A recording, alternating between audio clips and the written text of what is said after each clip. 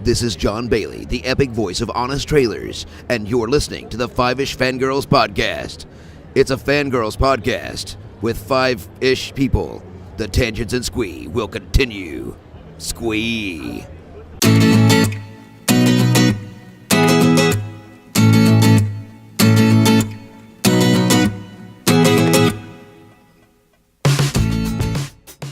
The tangents and squee continue all the way to episode 204 of the Five-ish Fangirls podcast, and we're coming to you live from the internet. Welcome everyone to this week's episode of the Five-ish Fangirls podcast. So glad you could join us. Let's start off like we do every week. We're on the virtual table and see who's joined us this week. This is Brittany in Bethlehem. This is Holly from Wisconsin. And this is Rachel in Indianapolis, Indiana. Hello, everybody. Hello. Still playing with the settings. Mm-hmm. So, I think we're okay, though. There we go. I was just getting a little weird. This setup is very strange, but it seems to be working, knock on wood, so we're going to stick with it. Mm-hmm. But it's got a little quirks that I'm still getting used to. So, anyway. We're recording a little early. Earlier in the day we normally do, so Chrissy may be joining us later. So it's still a bit early for off work time for her time zone. So, but in the meantime, we are going to do the news. So, first up, a little bit of convention news. I can now say, unless something drastic happens, that I will be at PopCon Fort Wayne in December. So, nice. I've got a badge. I've got a hotel room. So, I guess I'm going to be there. Oh, and I did submit a panel idea today, but I'm not going to say anything until I know for sure whether it's gotten accepted or not. Smart move. Yes. So I may be doing a panel. We'll see. So I know Carl has mentioned that he wants, podcasting to still be a part of even these smaller, PopCon spin-off type events. So we'll just have to wait and see what he's got planned.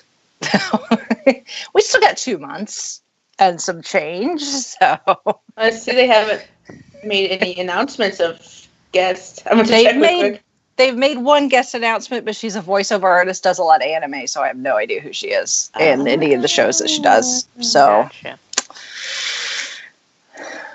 I don't even know who they are trying to get. I've not spoken to Carl in weeks. So we do have a podcast meeting coming up shortly, though. And if he's there, I'll, maybe see what kind of information I can squeeze out of him. So What kind of scoop you can get. Yes, exactly. And by scoop, I mean information that I would tell you two in when we're not recording. So. In strictest confidence. Exactly. Yes, we do have non-disclosure forms on file. Yes. And by that, I mean, I know where you live. Exactly. Do we know each other or do we know each other? Yeah. And you do technically live close enough that you could drive to either of our houses. I could. Yep. Pretty if much. you want. I'm not likely to, but I could. Oh. You might get licked to death by 2 certain 4-foot doggos, but Yeah. That might. Oh my. So that's exciting. I'm excited. I'm excited to go to, how much I'm a huge fan of everything PopCon. So yay. All right. Well, this was to be the first time, I think ever that I will be going to a convention and actually staying in the hotel or in a hotel nearby. In this case, it's actually in the hotel where it's taking, this attached to where it's taking place. So that'll be different. I'm so used to just driving downtown, parking at work, walking to the convention center, or driving to, a hotel that's nearby and just going to and from home. Even when I was Chicago TARDIS, we didn't stay at the hotel. We stayed with family. Mm-hmm. So now you can have the full con experience. Yes. Mm-hmm. So should be fun. All right, and looking ahead to next year, we can. We've still got a little bit of time, but come next spring, it will be #Royal Baby Watch again. But this time, it's Harry and Meghan. Yep. They're expecting their first child. So made the announcement just as they were. They arrived in Sydney, Australia today, as we're recording this. Technically, it's Tuesday in Australia. So yesterday for them for a 16-day royal tour, because they're also going to be there for the Invictus Games. But then it's kind of tradition going back to Diana and Charles that the first royal tour that they make after getting married is to Australia and New Zealand and other Commonwealth countries in that area. So Kate and William did the same thing. So here we go. But yeah, so Meghan is due in the spring. So no waiting. They got married and won a lot of waiting. So, which, Harry's whatever in line for fifth in line for the throne, and this child will be 6th or 7th in line for the throne. So, but it should be interesting to see how Meghan does maternity wear compared to how Kate has done maternity wear, because their sense of style is so different to begin with. So it'll be interesting to see how Meghan puts her former Hollywood actress spin on, dressing while pregnant, while still sticking to royal protocol, wardrobe protocol. So.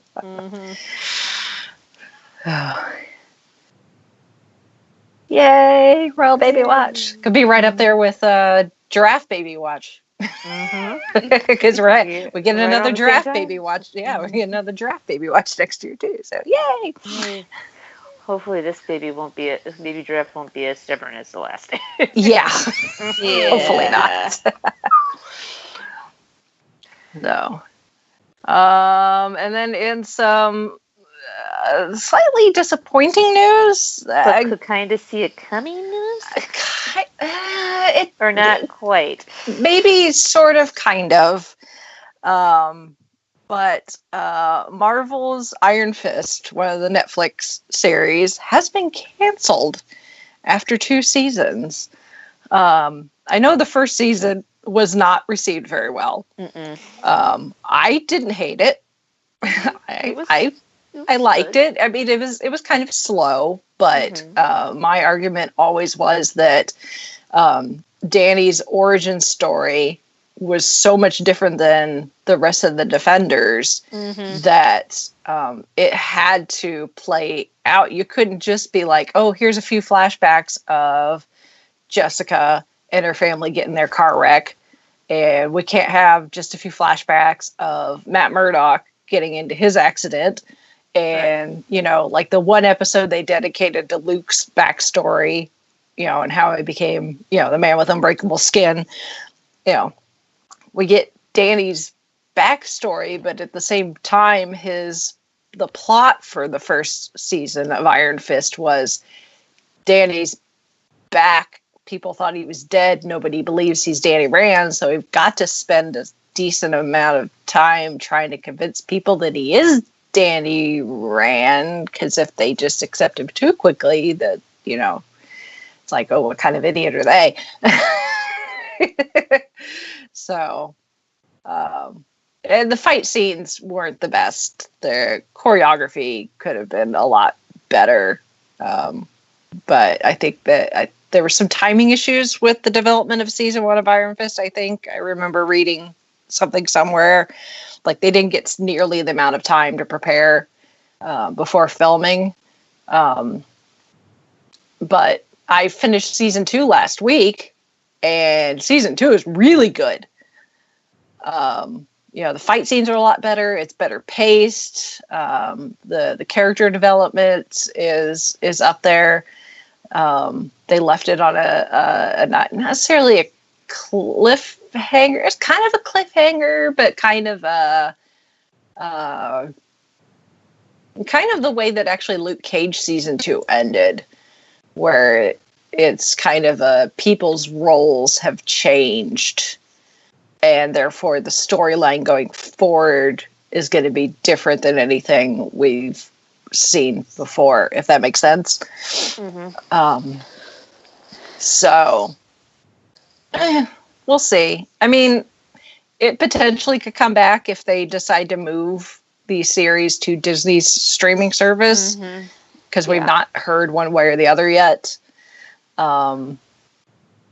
Obviously, our 2 main characters, Danny Rand and Colleen Wing, could pop up in the other series. Danny was in Iron Fist, or not in Iron Fist. He showed up in Luke Cage season 2. So it's not, and I'm still hoping for maybe, instead of making it part of, another season of Iron Fist, we could get a full spin-off with Colleen and, oh crap. Oh, whatchamajigger. Yeah, the cop. Mm-hmm. What's her name? The Blanking cop. on it. I'm Yeah, blanking on it right the now. cop. I know what I'm. Daughters of the Dragon. That's what I want. That's what I'm trying to say. We should get. Misty Knight. There we go. I know how to get it eventually. So, because they were definitely like, like pretty obvious. Like, hey, Daughters of the Dragon. We're kind of laying a lot of groundwork for that. So, yeah, I would totally be down for a spinoff. Give us Daughters of the Dragon, and I would be down for that. So, so we'll see. I don't think we're done seeing these characters, but I don't think unless something happens. Which I've had some discussions with friends on whether they think whether we think these will move to Disney's streaming service. I could kind of see arguments for both, because these are very mature.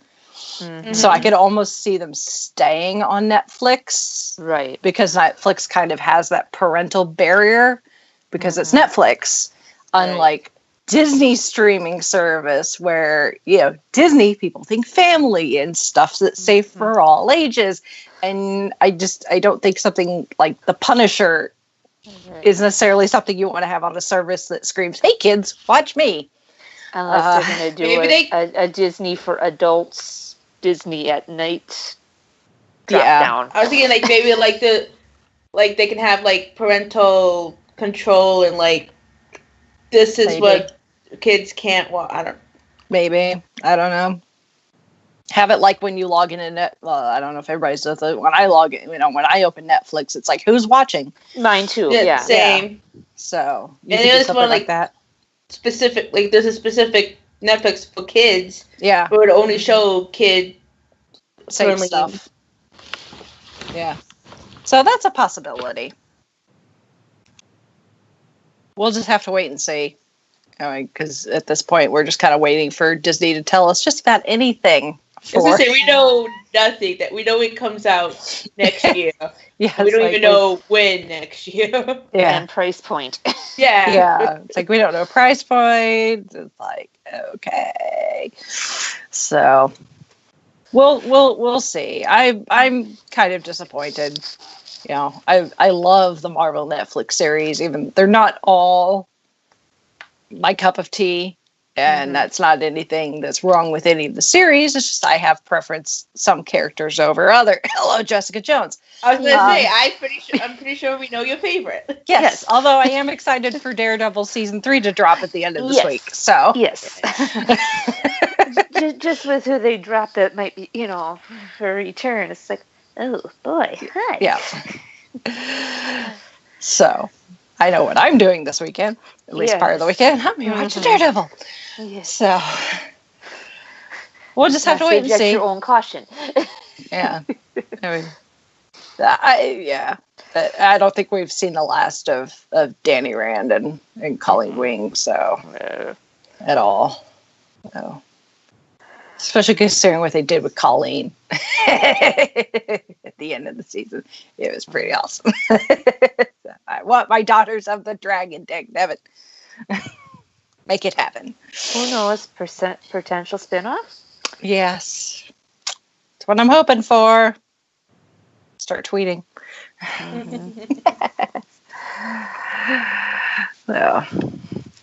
So there's that. And for anyone that has doesn't have any plans this Thursday, as we're recording this, so that'd be the 18th. Yep. This Thursday, the 18th at 7 p.m. Eastern Standard Time, Chauncey and I are going to be on the Spark of Madness podcast. So what you talking about? To be determined? No, it's been determined. In fact, I've already watched it. So since it's October, they are doing Spook of Madness and watching Halloween themed type movies. They've done. I know this last week they did Troll 2. Oh wow! Oh boy. I didn't say they were good Halloween movies. I just said they were doing Halloween movies. Oh wow! Yeah, wow. So, but we are doing Friday the 13th, Part 6. Oh boy! Whoa! Which happens to be Chauncey's favorite. So okay. Now is that the one where he's in Manhattan? No. Okay. That is 8, I think. Okay. How many? I have not been paying attention. How many? There's at least 10. Oh yeah. My goodness. Not that I've really watched, but some of the titles. Well, and of course there was the great Freddy versus Jason, which Chauncey said is actually not too bad. He's like, you should probably watch Freddy versus Jason. I've never seen any of these movies before, so I got schooled. We watched 4. We were going to watch 5, and then Chauncey realized he didn't have 5. But he gave me a quick synopsis on 5, and then we watched 6. So, but I was like, well, let's do something I've never seen, because we were talking about maybe doing like Sleepy Hollow or something like that. It's like I'd rather do something I've never seen before.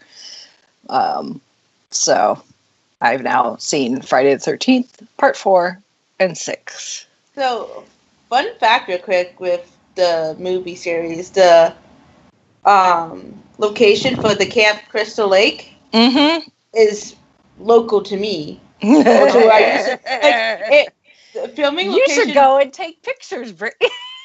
It was in Blairstown, New Jersey, which is like 20 minutes from where I grew up. Just don't go at night and don't go on Friday the 13th. No. I feel like a lot of people do that. So yeah. like even if I would want to, that'd be like so crowded, I imagine. Probably. So, but yeah. But Spark of Madness, they do their stuff, most of their shows live. So you can catch them on their Facebook page and I think on their YouTube. I think you can catch it. So I'll put a link to their Facebook page and just go like their Facebook page, turn on notifications. So once it goes live on Thursday, we'll be there talking about Jason Voorhees killing people in the most ridiculous way. Oh. This one's pretty ridiculous, and Chauncey says it really just gets worse as you go through the rest of the plot just gets more and more ridiculous, and the kills get more and more ridiculous. So Brandon and Cullen have done several of the Jason movies on Cult Cinema Cavalcade. So if you want to hear their recap, I think this last, because they always do a Friday the 13th movie whenever a Friday the 13th rolls around on the calendar. And apparently there's not another one for like a year, more than a year. So they're going to be stuck waiting before they do another one. But I think it was this past whatever Friday the 13th we had early in this year. They did Jason X, which is the 10th one, which is set in space. So I know.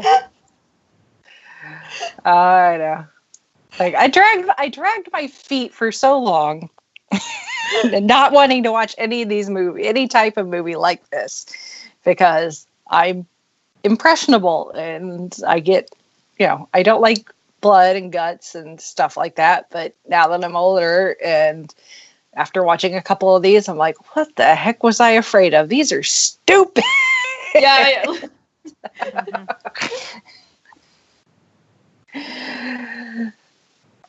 So, but we'll get into that on Thursday. So if you're listening to this before Thursday evening, go over to Spark of Madness and check out Chauncey and I chatting with those guys talking about Friday the 13th, Part 6.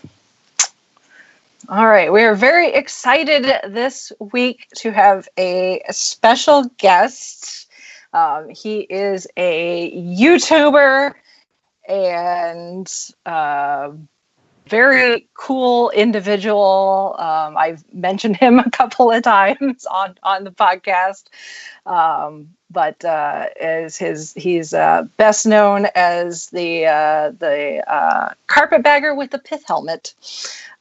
So welcome to the Five-ish Fangirls, Jacob the Carpetbagger.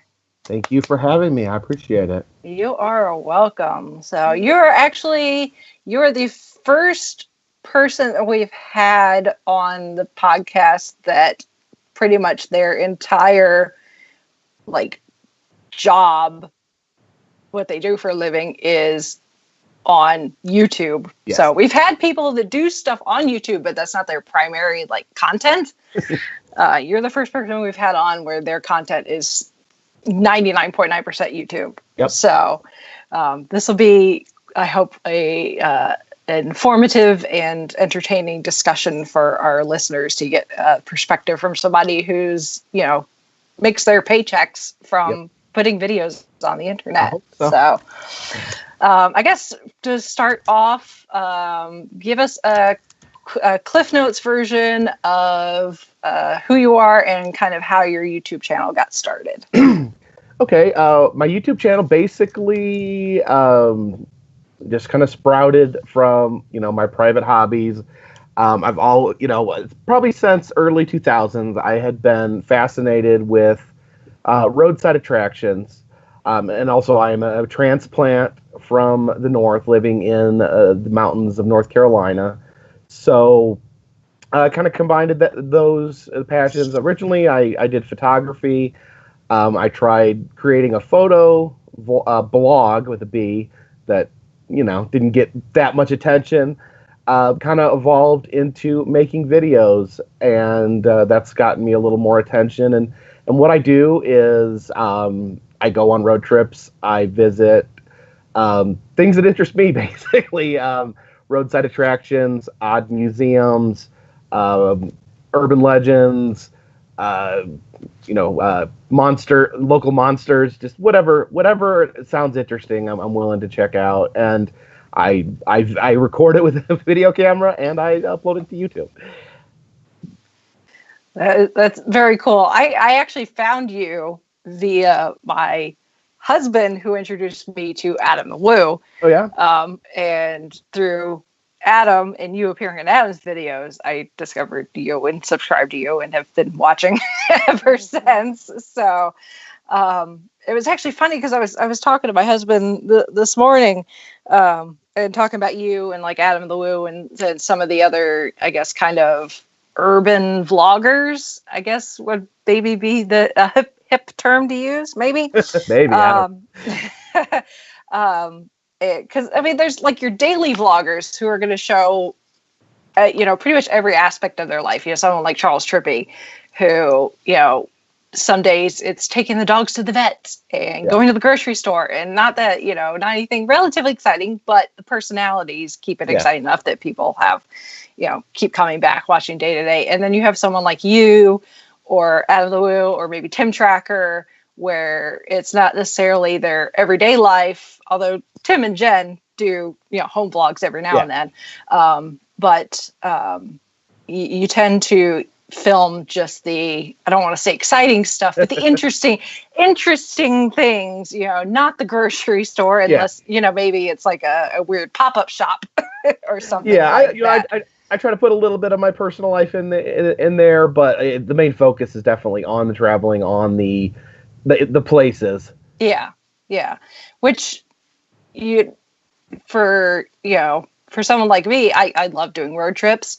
Yeah. And the last few road trips we've done, I've tried to, with the power of the internet, and I'm sure you would probably be the first to say that the internet helps a lot when finding these places. Oh, absolutely.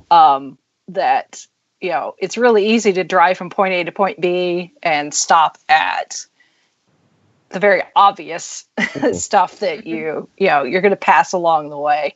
But if you do just a little bit of research, and you feel free to elaborate on your workflow on how you figure out where you're going to go and what you're going to see, is trying to find those hidden gems, the stuff where people may not know it exists, but because of watching your videos, they now know it does. And if somebody's like, oh, I could eat, it's only a couple hours from me, I'm going to go to this auditorium or something like that.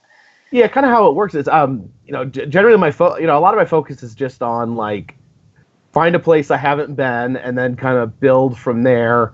There's a lot of good resources online. The roadsideamerica.com, Atlas Obscura, or Weird US. A lot of those will have interesting places. Of course, I'm always listening to suggestions people have. And that's sometimes you find some of the best stuff that way. If someone knows about something weird in their hometown that may not be very publicly well known, that can always be a treat to hunt down.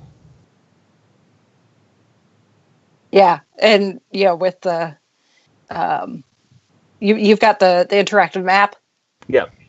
That allows you to post where you've been, so people hopefully are not repeating something. Well, some people do it. Some people don't take the time to look at the map, but that's okay.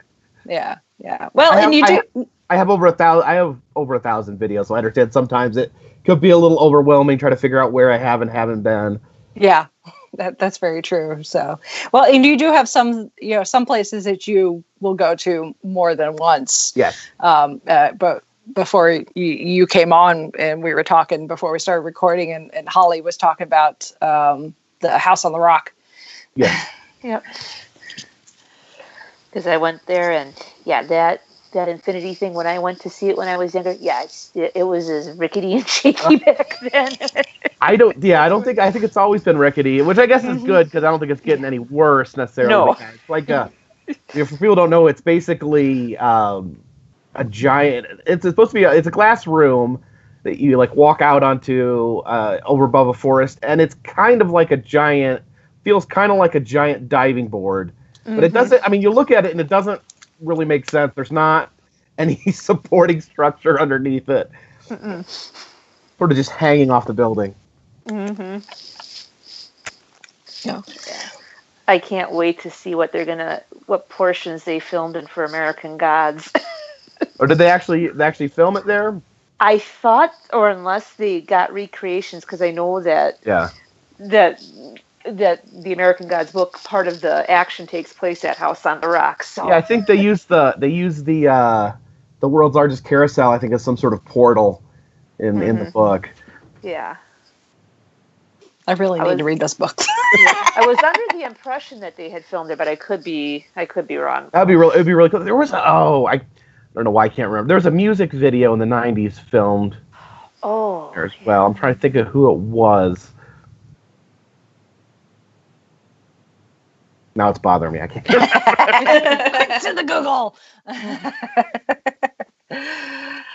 So, And actually, I actually thought of you, Jacob, a couple weeks ago because of one of your bread and butter go-tos. I was at the Children's Museum of Indianapolis a couple weeks ago, and they just opened exhibit. It's the Science of Ripley's. Oh, really? Yes, and it's kind of Ripley's, believe it or not, but stripped down and more educational than sensational.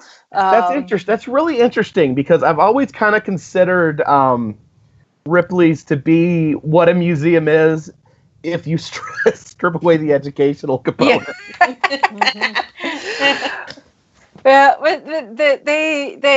they take something like, they have like a two-headed calf, something that you see at every Ripley's, because I've seen all of your Ripley's videos, and you've been to all the Ripley's except for one at this point, I think. Yes, that is true. At least in the United States. And, they had the two-headed calf, but then they also had the skeleton of a two-headed calf. And then they had like this, whole sign explaining like the science of how these animals with multiple heads or multiple legs come to be, whether it's a mutation or, cell not splitting, properly to create twins or that sort of thing. Yeah. And of course, you walk in to the exhibit, and if you go straight ahead, there's like a giant like fiberglass snake, and then there's your friend and mine, Robert Wadlow. Yes. Complete with the animatronic, so he can stand up so you can see how tall he is, and then he sits back down, and there's a pair of his shoes. I don't know how many pairs of shoes he must have had. A lot. When he passed for every Ripley's to have one of his shoes. There actually is a lot of his shoes. And part of the reason there is so many of his shoes is because he never, ever, through his entire life, stopped growing. So he was constantly having to have new shoes made. Yeah. So that's kind of why everywhere has a pair of his shoes, because, they're just different sizes. Yeah. Yeah, there probably is. There probably is. Probably the newer the shoe, the bigger it is. Yeah. But it was just funny. I walked in and it's like, oh, Robert Wadlow, and I know exactly who that is because of the carpetbagger. I didn't even need to walk up, check the sign to see if I was right. I'm like, I know who that is. So, oh my, you're an influence, Jacob. That's awesome. Good to hear. Spread the word. Yeah.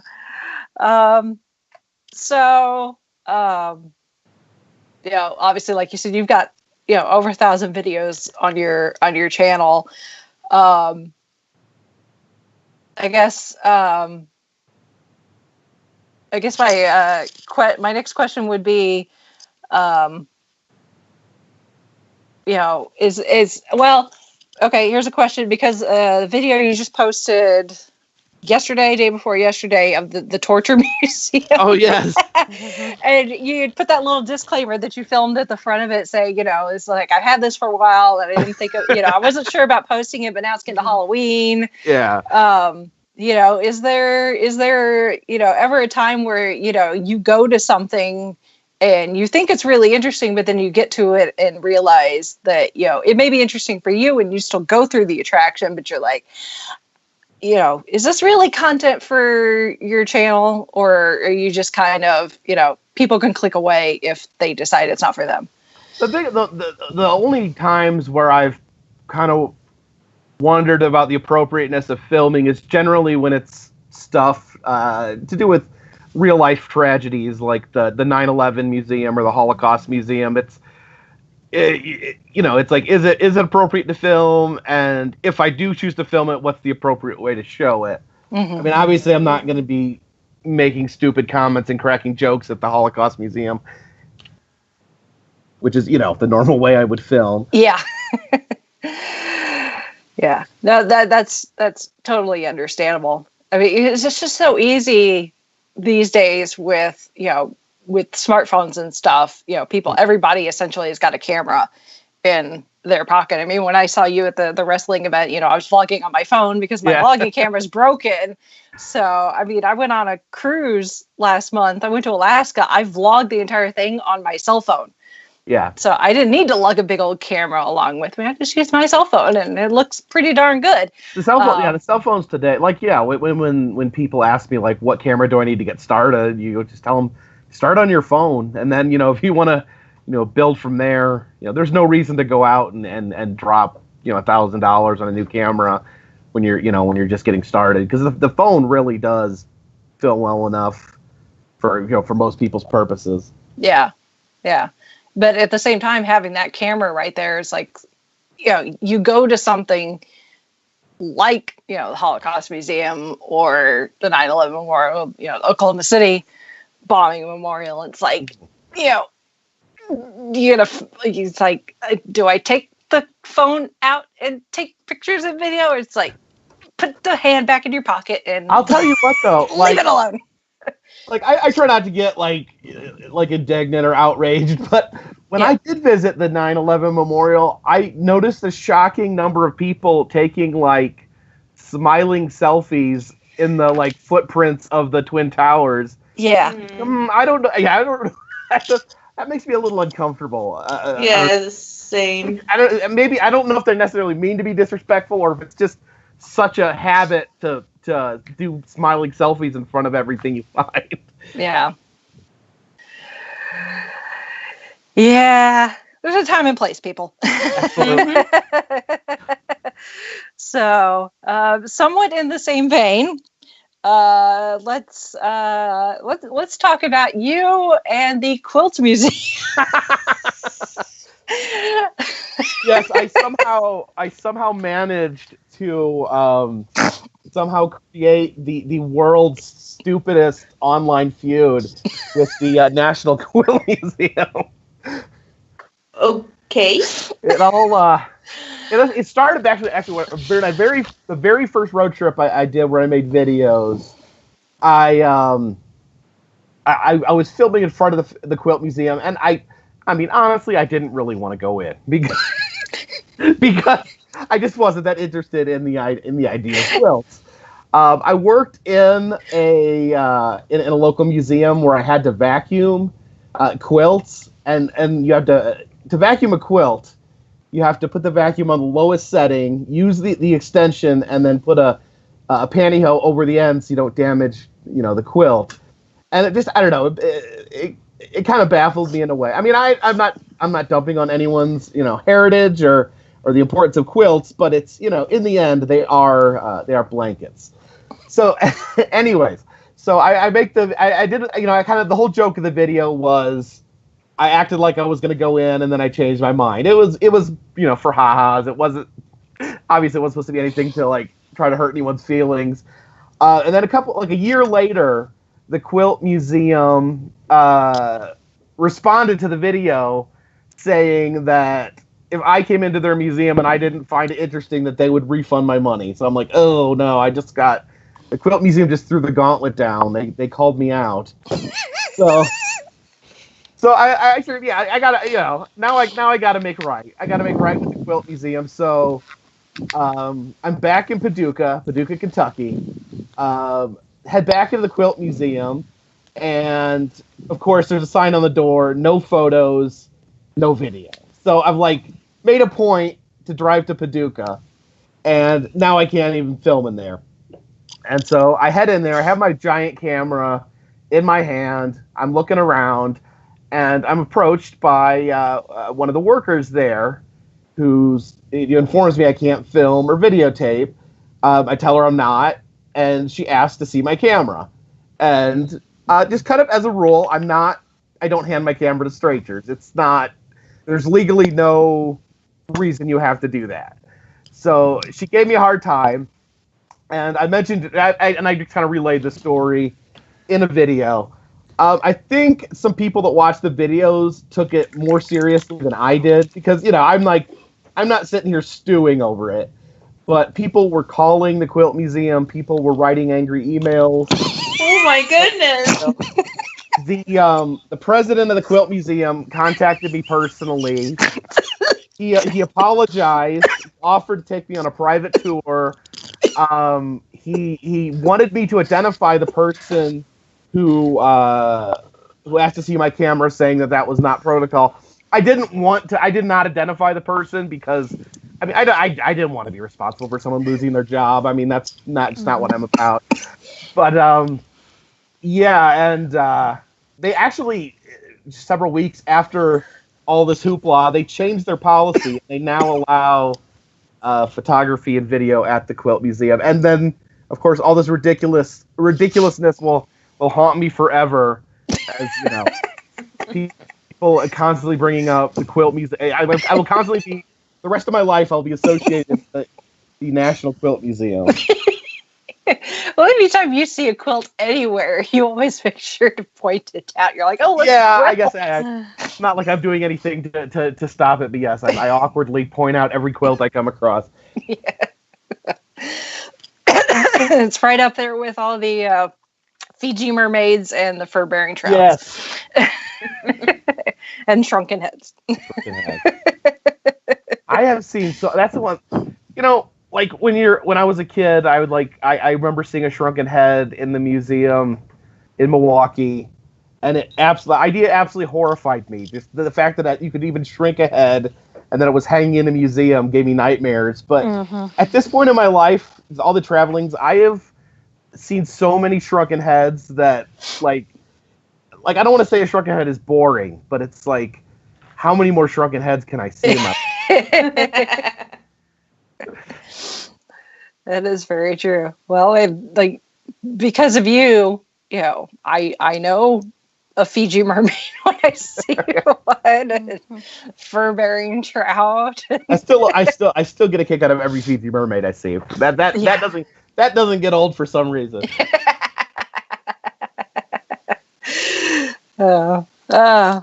Which is why Ripley's is one of your bread and butters, right? Yeah, and Ripley. Yeah, I love Ripley. I think Ripley's, you know, sometimes I don't think it gets, you know, there's not a lot of street cred with Ripley's. It's kind of the Walmart of the roadside, of the American roadside. But I really appreciate Ripley's. I mean, it's just, you know, where else can you go and see that many just ridiculous, odd things at once? And every Ripley's is different. I think a lot of people assume that everyone is exactly the same, and they do have a lot of the same things. You're gonna see the shrunken head. You're gonna see the two-headed calf. You're gonna see the vampire killing kit. You're gonna see Wadlow. But you know, they do make an effort to make each experience different. Yeah, they'll make they'll have exhibits that are, you know, unique to the area that they're in, or even some of the staples, you know, like your Wadlows and your, you know, the lizard man, and you know, some of your freaks, like one of the ones you went to recently, they had them in like Hawaiian shirts. Yeah, they were all dressed up like they were going to the beach. Yeah. So, excuse me. Talk about the quilts made me choke. I'm sorry. It's okay. Laughing too hard, joking. Yeah, it was just the commentary which you put in that video, you know, say you essentially got kicked out of the National Quilt Museum, and the people's comments, and it was just hilarious. It was outrage. There's just something about those quilts, apparently. It's like, oh, copyright. Yeah. Okay, what kind of national treasure secrets are we keeping here? Yeah. Someone called Nicolas Cage. I don't know. I don't know. There is a. I guess everything has a fan base, and I guess quilts have their own particular fan base around them. Yeah. If they don't like outsiders, I don't know. Secret Society of Quilts. Yeah. Yeah.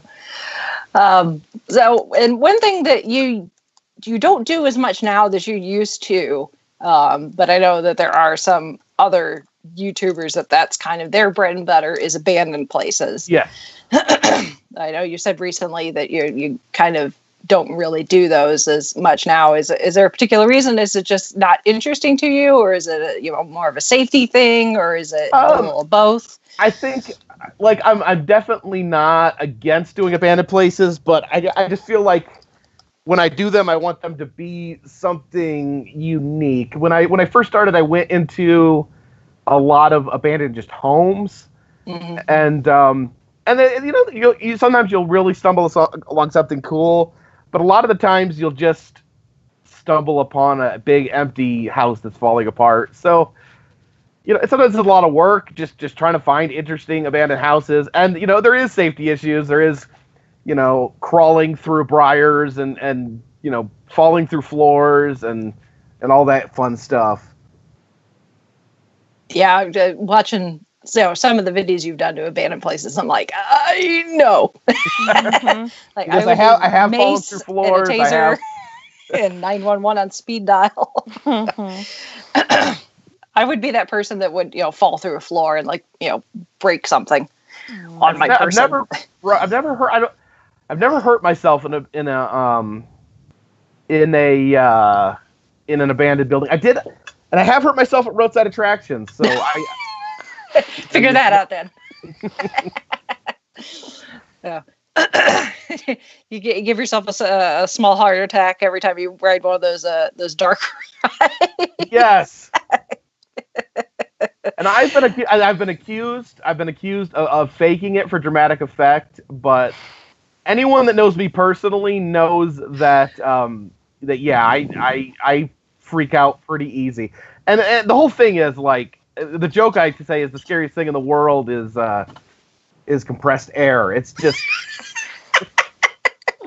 I guess I'm just not, I'm just not very attuned to being startled. It's I know that monsters aren't real. I know no one's going to stab me in a haunted house, but it's just the thought of people jumping out at you at any second, the thought of just knowing when it's going to happen.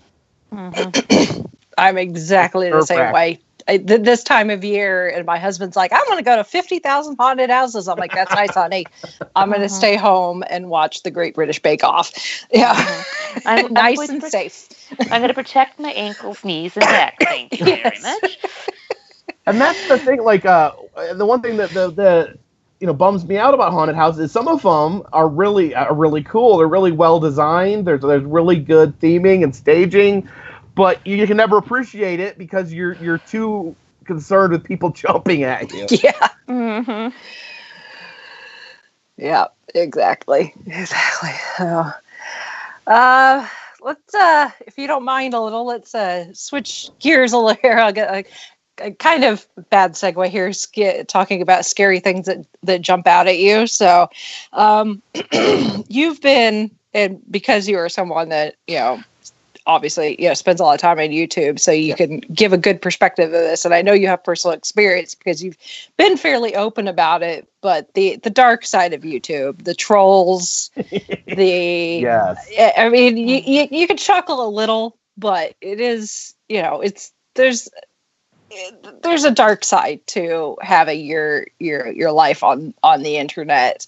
I mean, you've been on long enough have you seen that it's been an obvious shift since you started, or is it always been this way and just people haven't been paying as much attention? Or it's been pretty hate to say, but it's been pretty constant since I've started. And just the more your channel grows, the more susceptible you're going to be to harassment and trolling. And I think I do, and I myself use the word trolling probably improperly, because there's different levels of it. I mean, there's people that love to just bash you, say bad things about you, and then some of it just really isn't trolling. It's more of stalking and harassment, and I've dealt with both.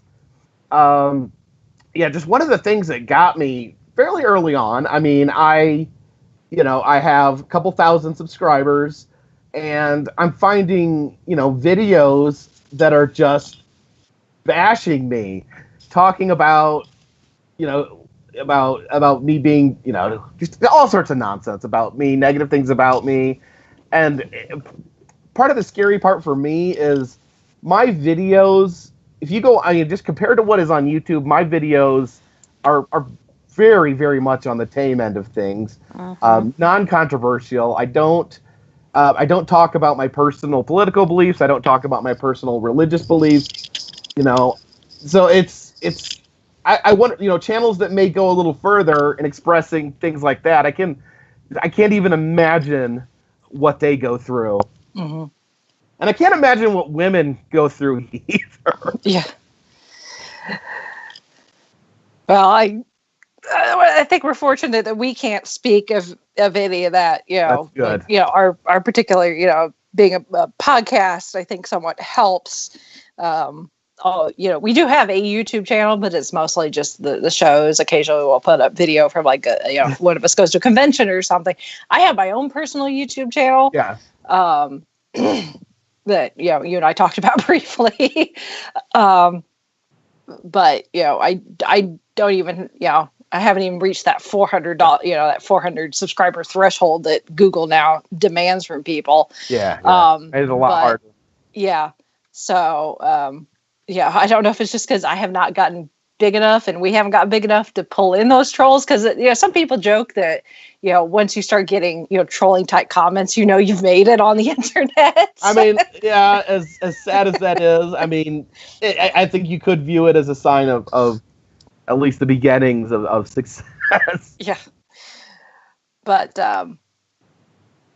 yeah, we've never encountered anything that like that. But you've talked about it, and you're very good about letting most of the comments, especially about things about like your weight and stuff, kind of roll off your back. And yeah, it's when it starts getting personal, attacking you, your family, your kids, that sort of thing. That I've seen you kind of post something saying calling someone out. And kind of looking for support, and for the most part, it seems to be that your fans have kind of rallied behind you, going down with the trolls. Yeah. So and it's tricky with how to deal with it, because a lot of times the people that are attacking you, they do want attention, so they do want you to mention them. There was someone that was sending me postcards obsessively for over a year, sending letters to my daughter, who was 12 at the time.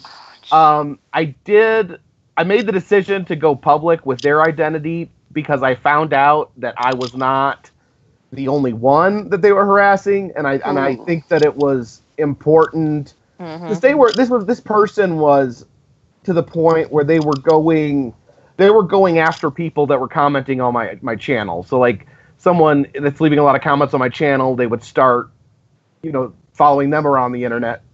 And so I wanted people to know who this person was so that they could protect themselves.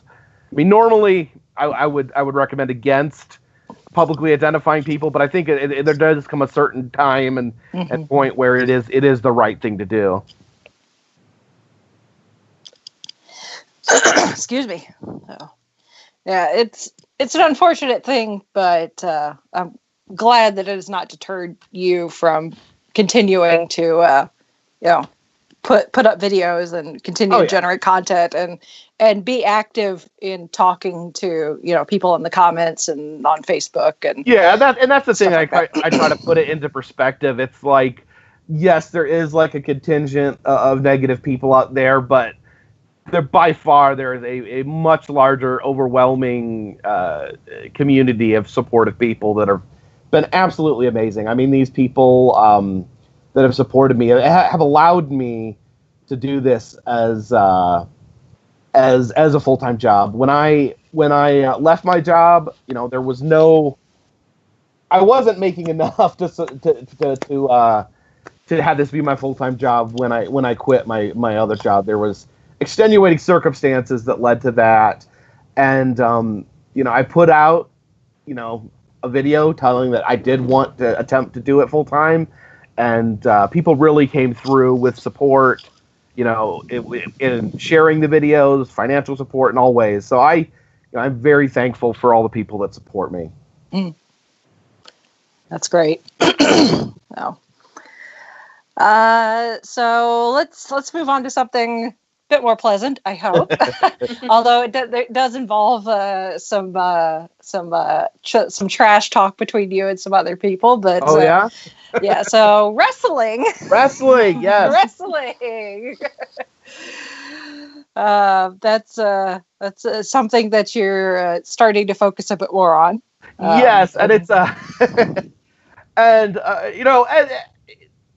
since I was a young boy, I mean, I have been fairly obsessed with professional wrestling, and obviously I've never once entertained the idea that I could actually be a wrestler, given my physical ability, plus now my age. But I had someone that watched my videos was running a local wrestling show, asked me to come out and do an appearance, and I immediately asked them, could I be involved in a storyline? Could I have someone kick me in the face? Whatever. And they obliged, and ever since then I have kept in touch with the people that were involved in that segment, and we are actually this Friday we're having another event in Georgia, and they've been awesome in allowing me to be a part of their shows. Whack a few people in the head with your briefcase, yes. Your metal suitcase.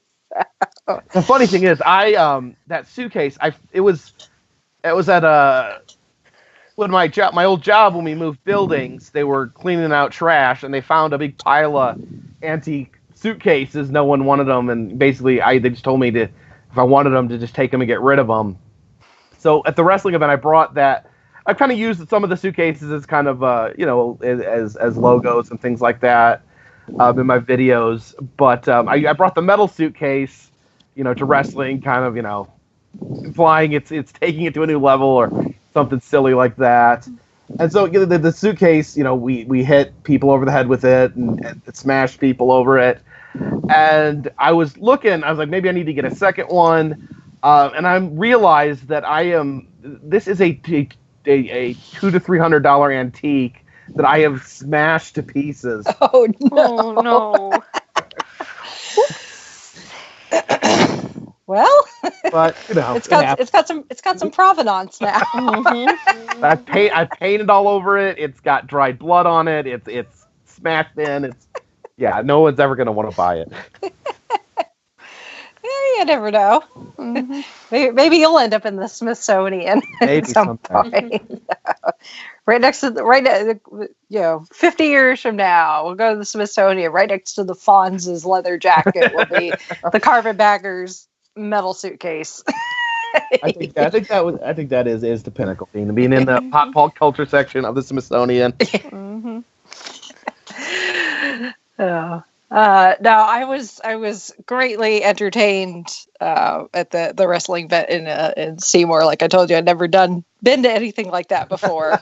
I was so happy. I was so happy that I got it. And you weren't the only one. There's a handful of people came out that had never been to a wrestling show before. So I was so happy to introduce people to that. And they can make their own decisions on if they want to continue watching it. But I'm sure that everyone at least got an experience they never had before. Oh yes.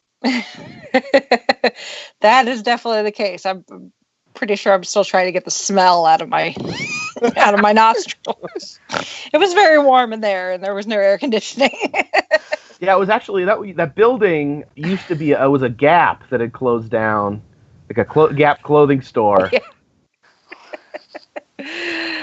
No, it's just open space with a wrestling ring. No air conditioning. So that many people running around in spandex, it gets a little fresh. But you won, so yes. Well, you and the guy that you were there sporting won. Yes, Leon. Your match. So. So. And you do have your championship belt. So yes, one of my friends sent me a $100,000 subscriber belt when I finally hit 100,000 subscribers. Nice. So I got the official YouTube one too, but the belt means more to me. Yeah, like anybody can get the YouTube play button. Yeah. How many people get a wrestling style championship belt for reaching 100K subscribers? So that's funny. Oh my. So for I guess for any of our listeners that maybe are out there thinking, YouTube, it's still a thing. I watch, I subscribe to a lot of channels. But, if you're kind of have your pulse on the YouTube community, obviously, over the last few years, YouTube/Google have made some changes that have not necessarily gone over well in the YouTube creator community. Changes to the algorithm and things like that. Do you see YouTube as something that you can continue to do for at least the foreseeable future? I hope so. Or obviously, you got bills to pay. I mean, it's working out nicely now. But I try to keep things in perspective. If it ends tomorrow, and if I have to go back into my old line of work, I mean, it'll all have been worth it just to have a chance to do this, even if it was for a limited time. Yeah, that's good. That's a good perspective to have. So, for anybody out there that maybe is just thinking about starting a YouTube channel, do you have any sage words of advice besides don't feed the trolls? I think the most important thing, a lot of people will say, well, I want to start a YouTube channel, and then they try to think, what kind of content do I do? What kind of channel I want to do? To me, it wasn't a matter of sitting down and deciding. I did it the other way. I created a YouTube channel so I could explore the things that I was already interested to. So I think it's important, if you have a passion for something, I think that's the right reason to move forward, not necessarily just because you want to have a YouTube channel. Do it because there's something you love that you want to share with people. That's a good words of wisdom. Mm-hmm. I like it. It's kind of why we still do this podcast, Mm-hmm. Yeah, I mean, if I wasn't doing this for a living, I'd still be doing it in some capacity for free, just to entertain myself. Mm-hmm. Yeah. Very true. Very true. So that is. The more you know. I just feel like I need to if this was visual, I'd have the star going across the stage. The more you know. The screen. The more you know.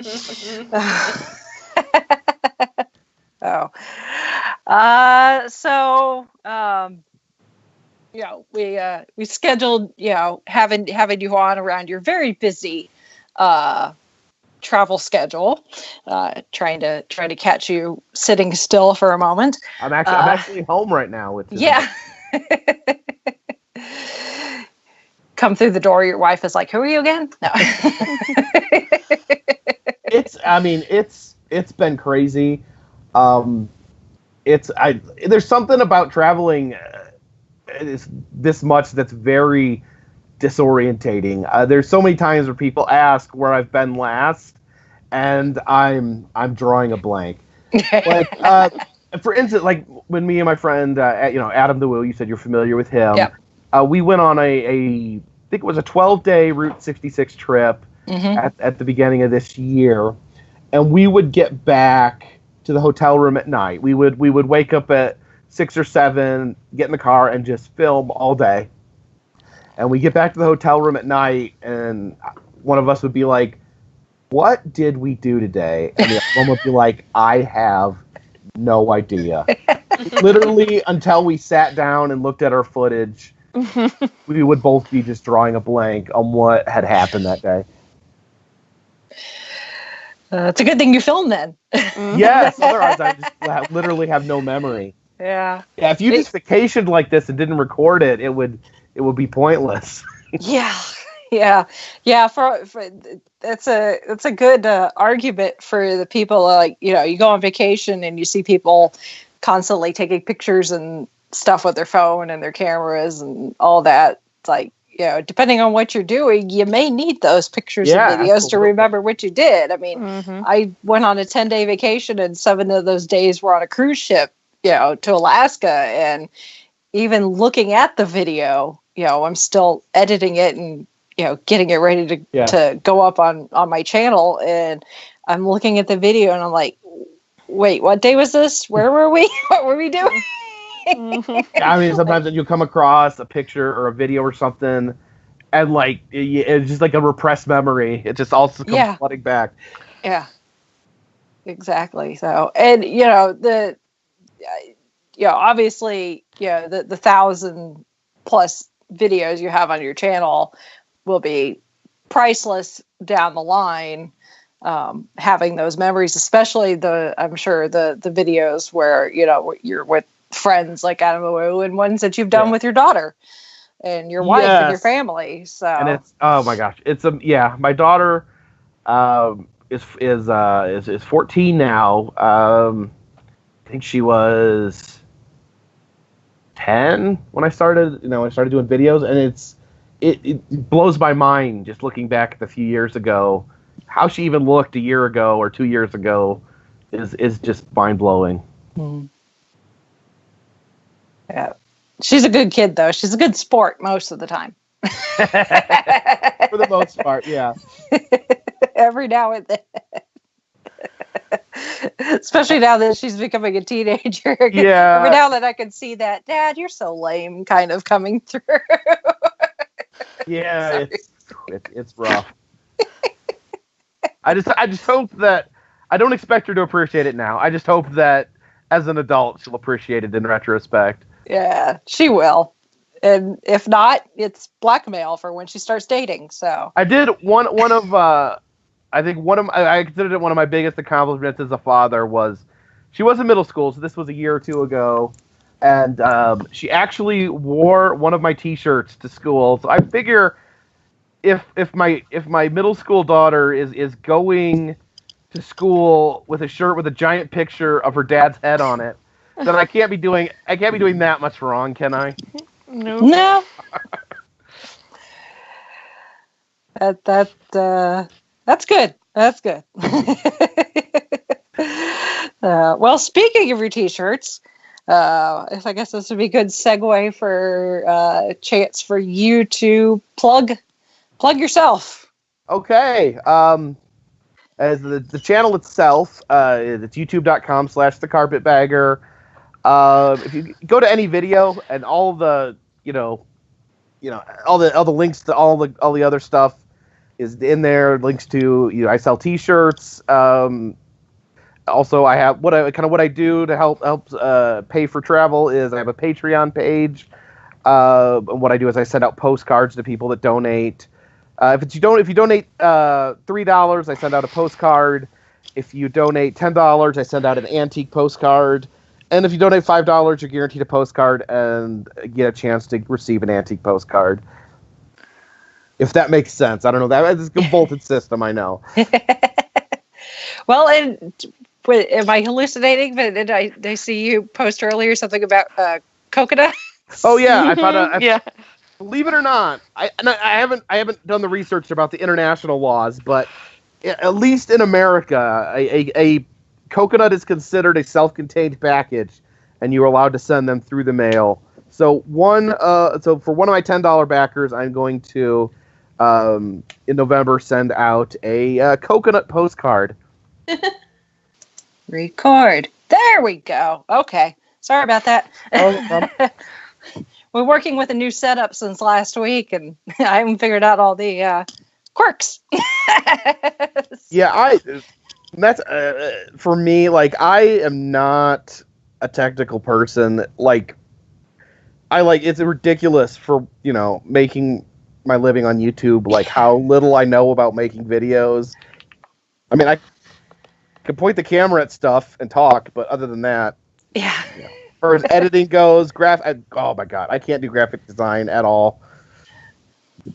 Well, you seem to be doing pretty good for, the technical knowledge, not necessarily being on the top end of the spectrum. I guess that's advice too. You don't have to know what you're doing to. Just get your content up there. Content is key.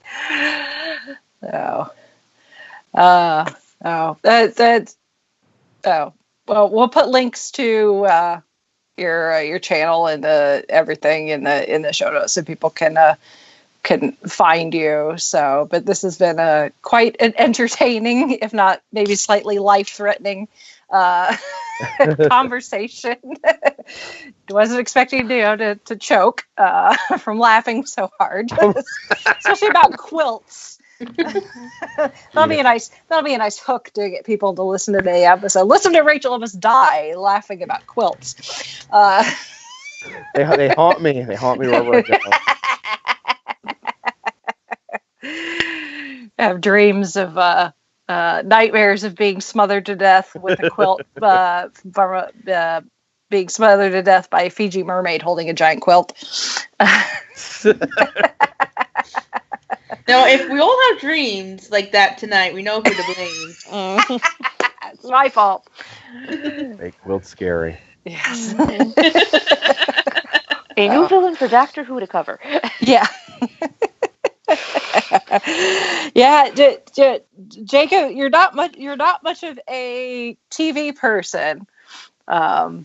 Yeah, because you spend most of your time traveling, so who has time to watch TV? But I did find it funny when you went to the miniature museum, and they had scanned you, and they made your miniature, and they put you in there, and then they put you near the TARDIS, and you had no idea what the TARDIS was. I had I had some vague ideas of what it was. Yeah. It's a time machine, right? Yes. Mm-hmm. It was just funny because I'm watching that. I'm like, oh, it's a TARDIS, and other people in the comments are like, it's a TARDIS, and you had no idea. You'll have no idea how being like out of tune with pop culture, how much that infuriates people. One of the I catch grief all the time. I have not seen Die Hard, and apparently that's a big faux pas for a lot of people. Ugh. Sir, we're gonna have to talk.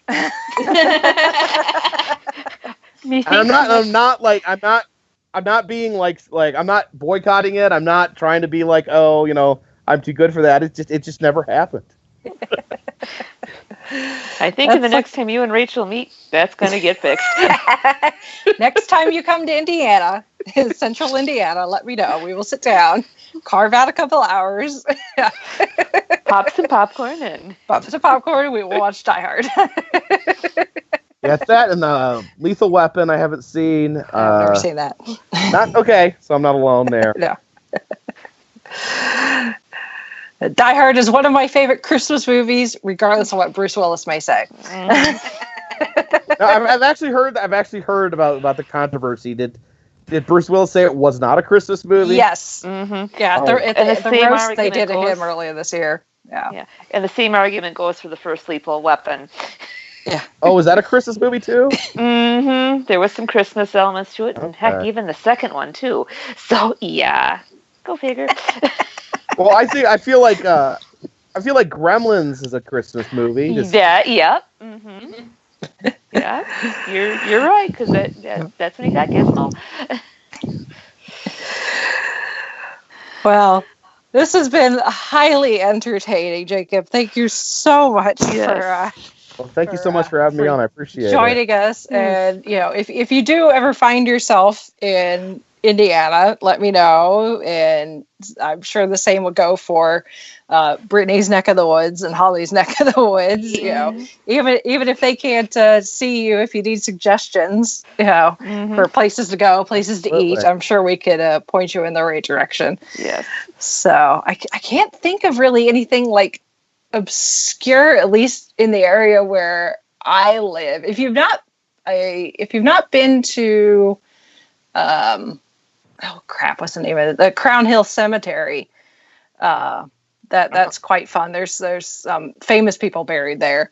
It's got really great views of Indianapolis too. If you go to the very top of the hill where James Whitcomb Riley is buried. So that's my brother lives in Indianapolis, and I've never been to visit him. Well, next time you come visit me or family, let me know. I will gladly show you around Crown Hill. So, no, this has been quite fun, and I've quite enjoyed chatting with you. And wherever you are headed to next, safe travels, and best luck to you. And hopefully, you don't get attacked by little old ladies protecting their quilts. I just have visions. You don't have to. You said you didn't want to identify the person, but I just have visions of like a little old lady, like the granny from like the Tweety Bird and Sylvester cartoons, with like a rolling pin. I will say, reaching for your camera, going, "Sonny, give me your camera. You're not taking pictures of my quilts." The person was younger than me, so you never know, I guess. I like the vision in my head better. Angry old ladies. Angry old lady with a rolling pin or a pair of knitting needles. Her quilting hoop. Mm-hmm. Oh my! All right. Well, Jacob, thank you very much. This has been quite fun, and maybe we'll do this again in the future. And at the very least, we'll see you on the internet. Absolutely. So if any of our listeners want to weigh in on the news or this week's discussion or anything else we may have discussed or whatever you want to, if you catch Chauncey and I in Spark of Madness and you want to give your 2 cents about Friday the 13th, feel free to send us feedback. You could do so. The easiest way is to go to our website, which is the5ishfangirls.com. From there, you can find links to all our social media platforms, Facebook, Twitter, Instagram, links to the Goodreads book club. So go join it and join in our monthly discussions about a Doctor Who universe-related book. You can also find links to our Patreon. We are always grateful to anyone who is willing to give us their hard-earned money on Patreon. We love you guys so much for financially supporting us. If you don't wish to become a Patreon supporter, but you shop on Amazon, we also have an Amazon affiliate link. Click on that and you could shop on Amazon. It doesn't have to be anything nerdy. You can buy anything from DVDs to toilet paper. It all counts. And if you have an Amazon Prime membership, you can use that to get that free 2-day shipping. But anything you purchase on Amazon, once you click that link, we get a small kickback from Amazon. It doesn't cost you any more than it normally would. And that helps us as well financially. So there's also the link to our merch. So we have shirts, tote bags, cell phone covers, all sorts of things available on Redbubble. I've got ideas for designs. I just need to find time to do them. So once I find the time to put together new designs and get them up, I will make sure to let people know on probably Facebook. Be like, hey, new designs, go check them out. Hopefully I'll get them up before Christmas time. So, people can, if you want to shop, start planning for Christmas presents. There you go. So there's that. I think that's it as far as social media. And all of our links and everything can be found on our website. So anything and everything. So with that, we shall sign off for this week. This is Brittany and Bethlehem saying good night. This is Sally from Wisconsin saying good evening. And this is Rachel in Indianapolis, Indiana. And this one's in the bag.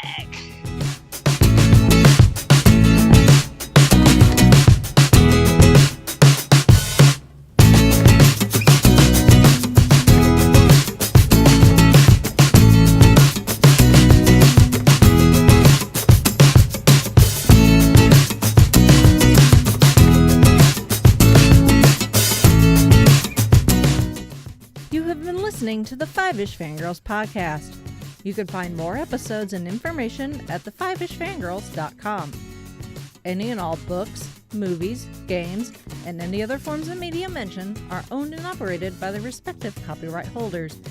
No copyright infringement is intended or implied. If you wish to support the show, the easiest way is to leave us a rating and review on iTunes. More ratings and reviews will make it easier for others to find the show. If you wish to support us monetarily, you can do so at patreon.com/5ishfangirlspodcast. All money goes towards fees and equipment to keep the show going. For official 5ish Fangirls merchandise, visit redbubble.com/people/5ishfangirls. We love hearing from our listeners and encourage feedback. You can email us at 5ishfangirls@gmail.com. You can also like and follow us on Facebook at facebook.com/5ishfangirls. Thank you so much for listening, and may the squee be with you.